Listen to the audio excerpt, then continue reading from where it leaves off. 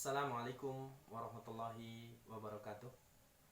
Innal hamdalillah nahmaduhu wa nasta'inuhu wa nastaghfiruh wa na'udzu billahi min syururi anfusina wa sayyiati a'malina.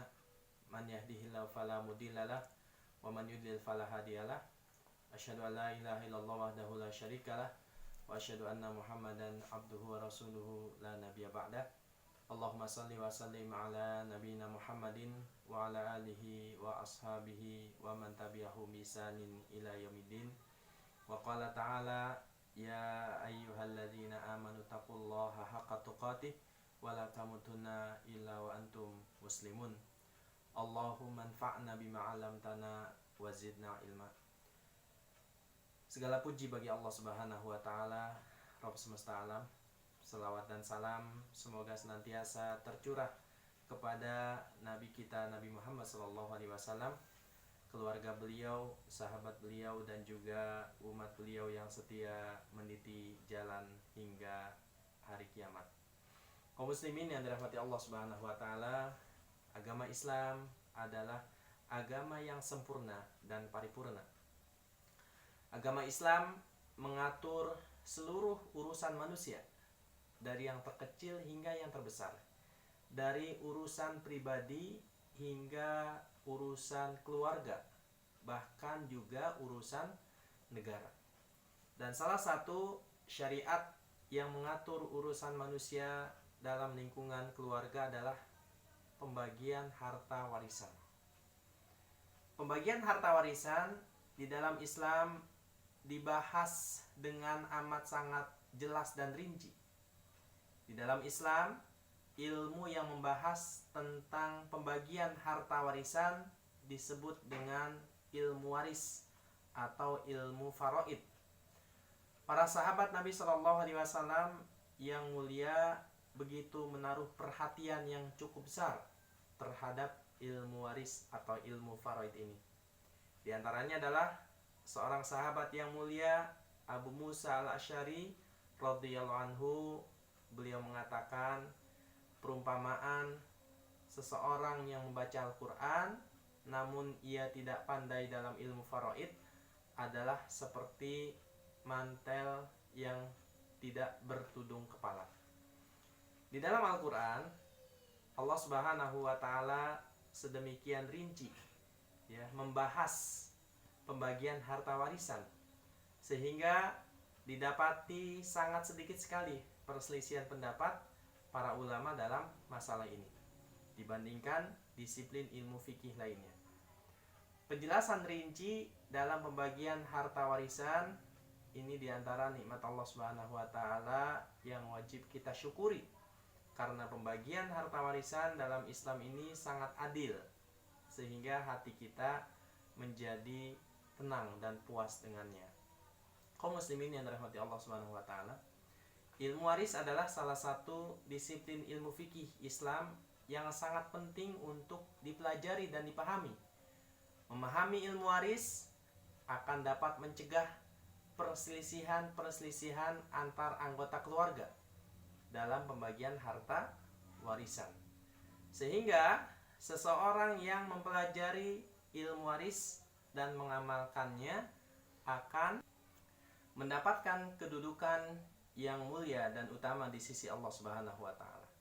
Karena dengan seseorang memahami ilmu waris dan mengamalkan ilmu waris ini di saat pembagian harta warisan, ia akan menjaga ikatan silaturahmi antar keluarga tanpa terjadinya permusuhan dan perpecahan.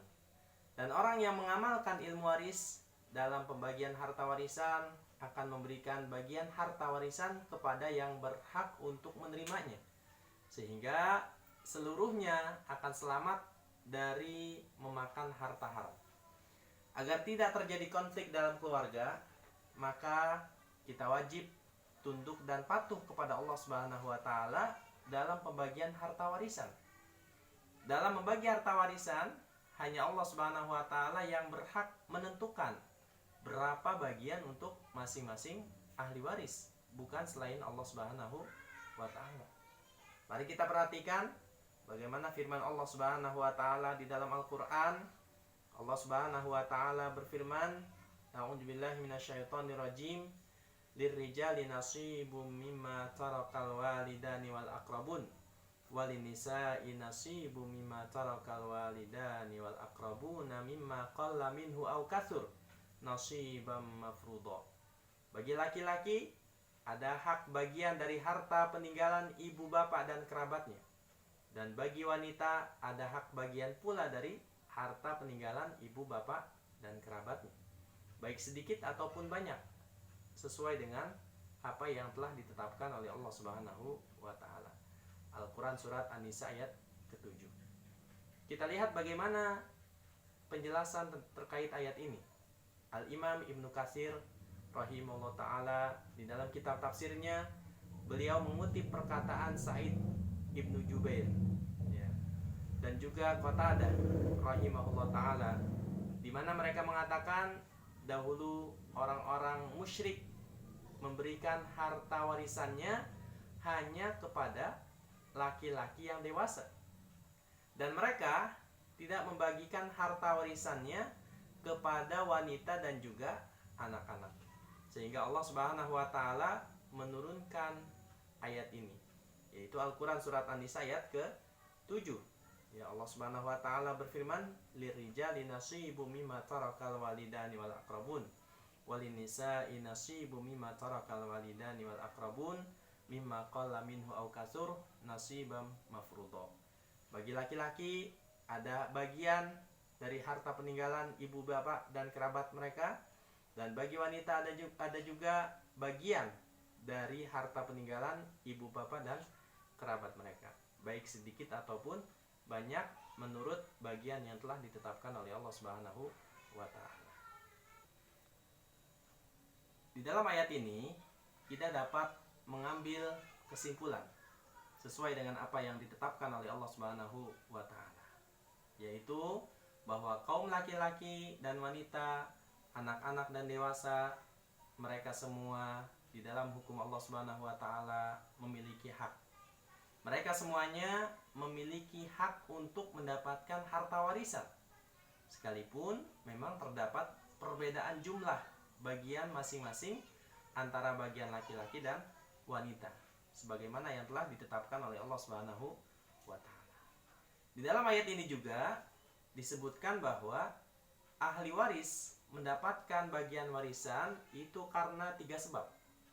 Yang pertama adalah mendapatkan warisan karena adanya kedudukan kekerabatan mereka dengan si mayit. Yang kedua adalah karena adanya hubungan suami istri.